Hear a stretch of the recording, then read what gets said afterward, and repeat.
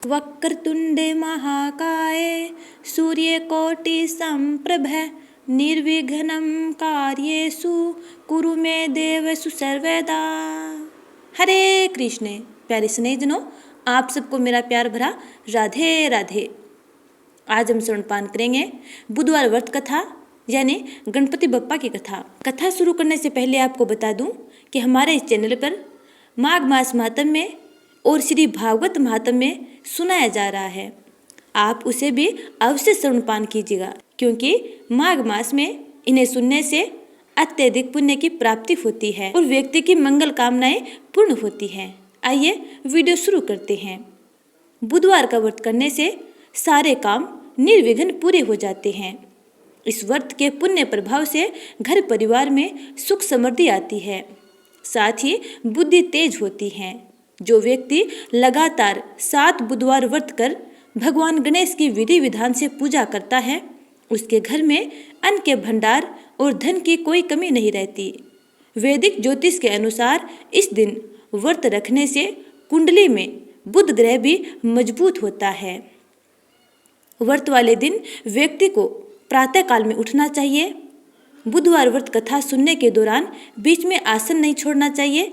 इस व्रत में पूरा दिन फल आहार करें।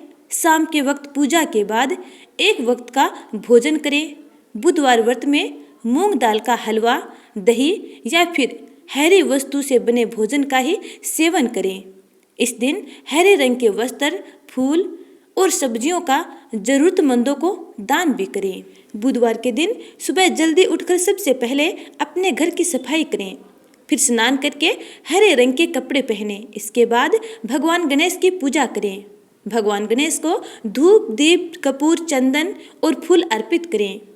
भगवान गणेश को दुर्वा घास अवश्य चढ़ाएं। श्री गणेश के मंत्रों का जाप करें, गणेश जी की आरती उतारें और बुधवार व्रत कथा श्रवणपान करना न भूलें। अंत में गणेश भगवान को लड्डुओं का भोग लगाएं। आइए सुनते हैं बुधवार व्रत कथा। एक समय की बात है, समतापुर नगर में मधुसूदन नाम का एक व्यक्ति रहता था। उसका विवाह पास के नगर के बलरामपुर की रहने वाली संगीता से संपन्न हुआ। वह दिखने में सुंदर और सुशील थी।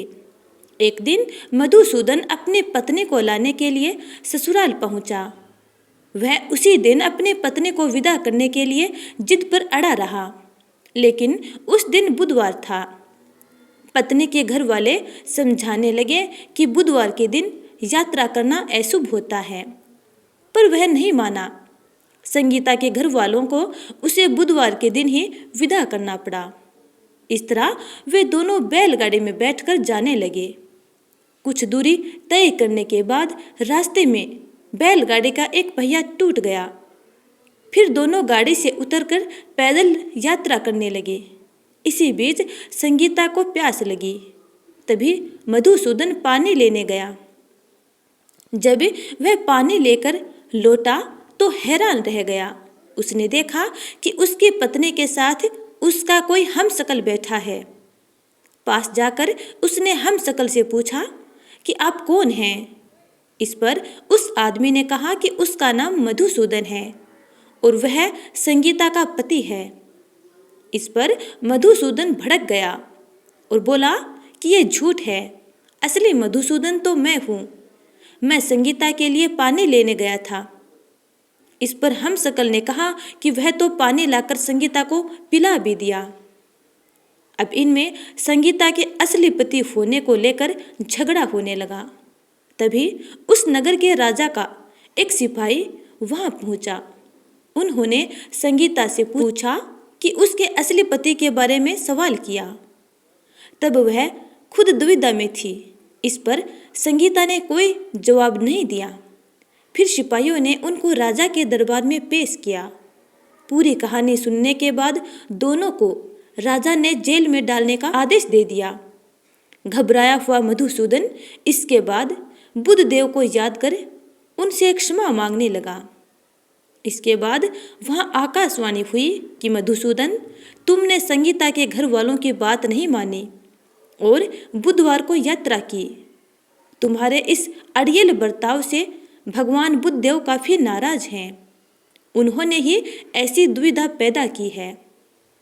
तब मधुसूदन ने नम्र आवाज में कहा कि हे महाराज, उससे बड़ी गलती हो गई है।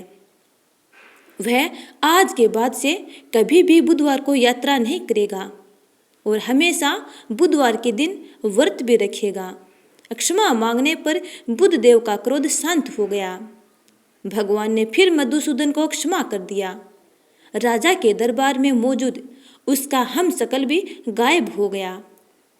बुद्धदेव की कृपा से राजा ने फिर मधुसूदन और संगीता को विदा कर दिया। राजमहल से जैसे ही वे आगे बढ़े तो रास्ते में बैलगाड़ी भी सही सलामत मिल गई।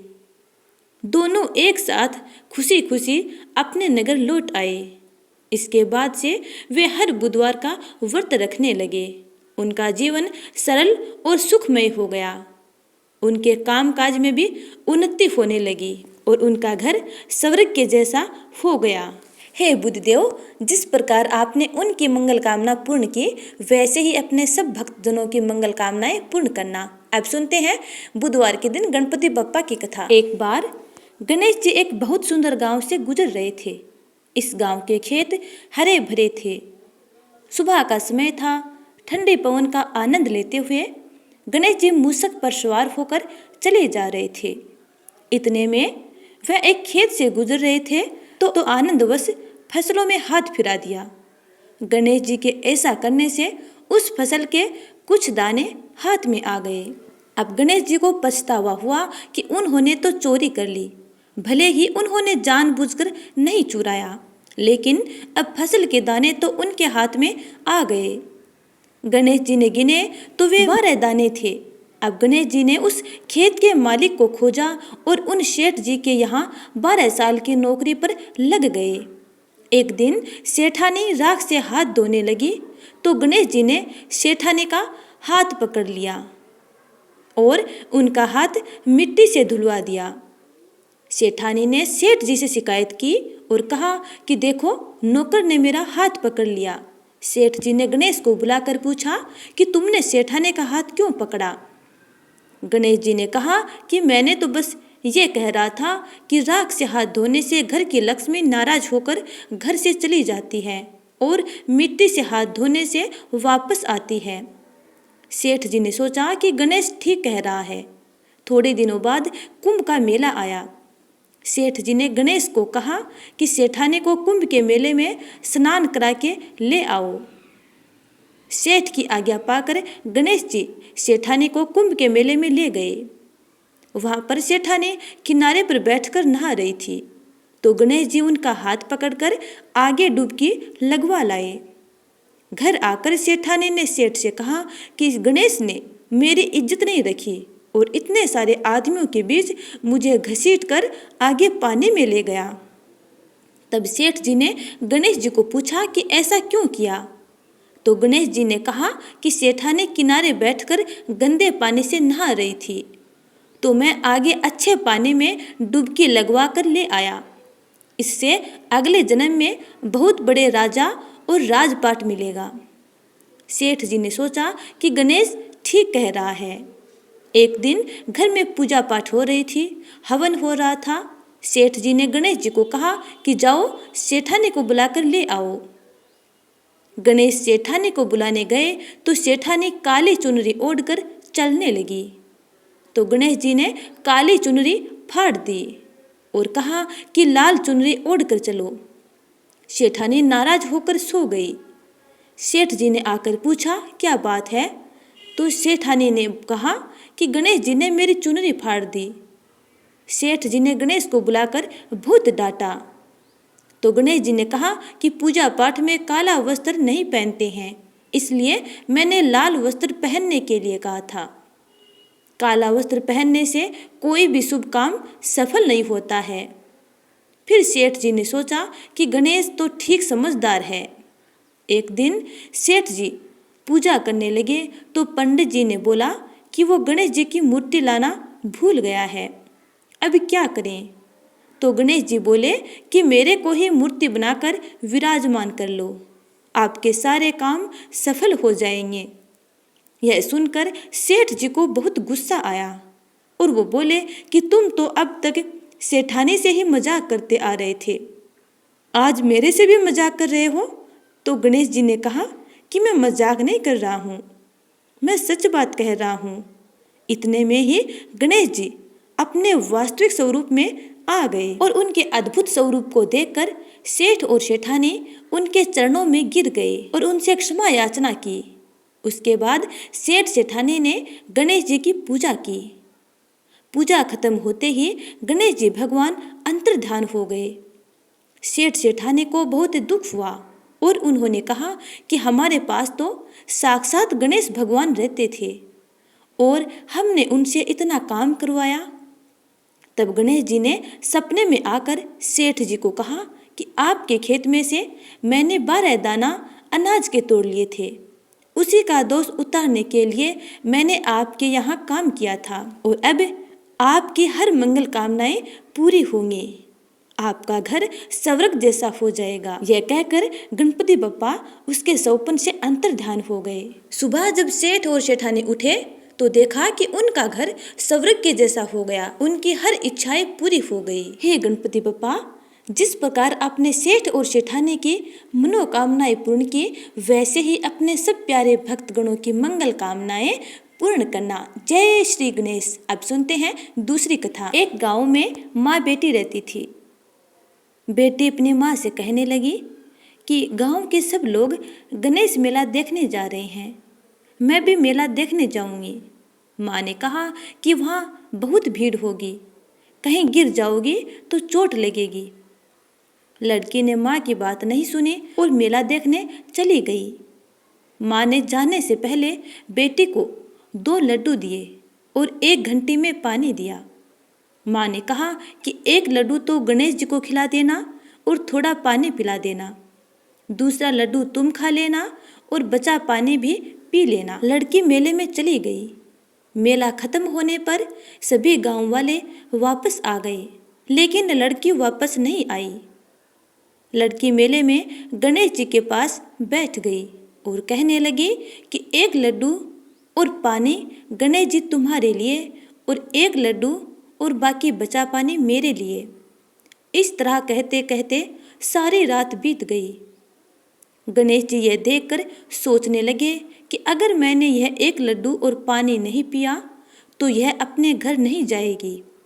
यह सोचकर गणेश जी एक लड़के के भेष में आए और उससे 1 लड्डू लेकर खा लिया और साथ ही थोड़ा पानी भी पी लिया। फिर वह कहने लगे कि मांगो, तुम क्या मांगती हो। लड़की मन में सोचने लगी कि क्या मांगूं, अन्न मांगूं या धन मांगूं, या अपने लिए अच्छा वर मांगूं, या खेत मांगूं या महल मांगूं। वह मन में सोच रही थी तो गणेश जी उसके मन की बात को जान गए। वह लड़की से बोले कि तुम अपने घर जाओ और तुमने जो भी मन में सोचा है वह सब तुम्हें मिलेगा। लड़की घर पहुंची तो माँ ने पूछा कि इतनी देर कैसे हो गई। बेटी ने कहा कि आपने जैसा कहा था मैंने वैसा ही किया है और देखते ही देखते जो भी लड़की ने सोचा था वह सब कुछ वैसा ही हो गया। हे गणपति बप्पा, जिस प्रकार आपने उस लड़की की मन की इच्छा जानकर उसकी मन इच्छाएं पूर्ण की, वैसे ही अपने प्यारे प्यारे भक्तों की मंगल कामनाएं पूर्ण करना। अब सुनते हैं गणेश चालीसा। जय गणपति सद्गुण सदन कविवर बदन कृपाल, विघ्न हरण मंगल करण, जय जय गिरिजा लाल। जय जय जय गणपति राजू, मंगल भरण करण शुभ काजू। जय गज बदन सदन सुखदाता, विश्व विनायक बुद्धि विधाता। वक्र तुंड सूचि सुंड सुहावन, तिलक त्रिपुंड भाल मन भावन। राजित मणिन मुक्तन उर्माला, सवर्ण मुकुट सिर नयन विशाला। पुस्तक पाणि कुठार त्रिशूलम, मोदक भोग सुगंधित फूलम। सुंदर पीताम्बर तन साजित, चरण पादुका मुनि मन राजित। धने शिव सुवन सडानन भ्राता, गोरे ललन विश्व विधाता। रिधि सिद्धि तव चंवर डुलावे, मुस्सक वाहन सोहत द्वारे। कहो जन्म शुभ कथा तुम्हारी, अति सूची पावन मंगलकारी। एक समय गिरिराज कुमारी, पुत्र हेतु तप कीना भारी। भयो यज्ञ जब पूर्ण अनूपा, तब पहुँचो तुम धरि द्विज रूपा। अतिथि जानी के गोरी सुखारी, बहुविधि सेवा करी तुम्हारी। अति प्रसन्न हवे तुम वर दीना, मातु पुत्र हित जो तप कीना। मिलहि पुत्र तु ही बुद्धि विशाला, बिना गर्भ धारण यही काला। गणनायक गुण ज्ञान निधाना, पूजित प्रथम रूप भगवाना। अस कई अंतर्धान रूप हवे, पलना पर बालक स्वरूप हवे। बने शिशु रुदन जब ही तुम ठाना, लखी मुख सुख नहीं गोरी समाना। सकल मगन सुख मंगल गावहिम, नभ ते सुर्ण सुमन वर्षावहिम। शंभु उमा बहुदान लुटावहिम, सुर मुनि जन सुत देखन आवहिम। लखे अति आनंद मंगल साजा, देखन भी आए सनि राजा। निज अवगुण गुनि सनि मन माही, बालक देखन चाहत नाहिम। गिरिजा कछु मन भेद बढ़ायो, उत्सव मोर न सनि तुहि भायो। कहन लगे सनि मन सकुचाई, का करी हो शिशु मोहि दिखाई।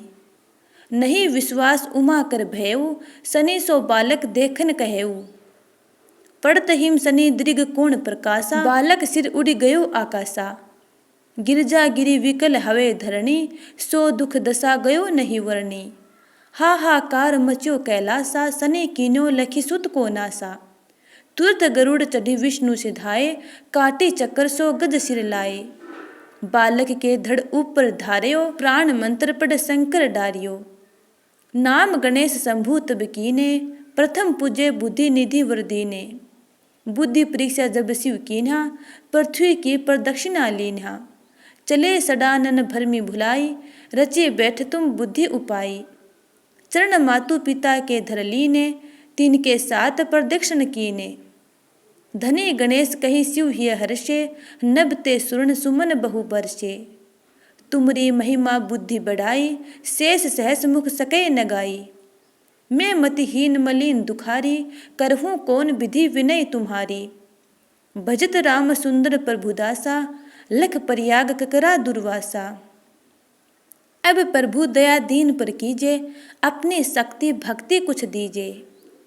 श्री गणेश ये चालीसा पाठ करे धर ध्यान, नित नव मंगल गृह बसे लहे जगत सम्मान। समवत अपन सहस्त्र दस, ऋषि पंचमी दिनेश, पूर्ण चालीसा भयो मंगल मूर्ति गणेश। तो प्यारे स्नेहितनों, ये थी बुधवार व्रत कथा और गणेश चालीसा। उम्मीद करती हूँ कि आपको ये वीडियो अच्छा लगा है। यदि अच्छा लगा है तो लाइक कमेंट कर देना, और चैनल को सब्सक्राइब नहीं किया है तो चैनल को सब्सक्राइब कर बेल आइकन को जरूर दबा लीजिएगा, ताकि आगे आने वाली वीडियो के नोटिफिकेशन आप तक टाइम पर पहुँचते रहें। अगली वीडियो का इंतजार करना, तब तक के लिए जय श्री राधे।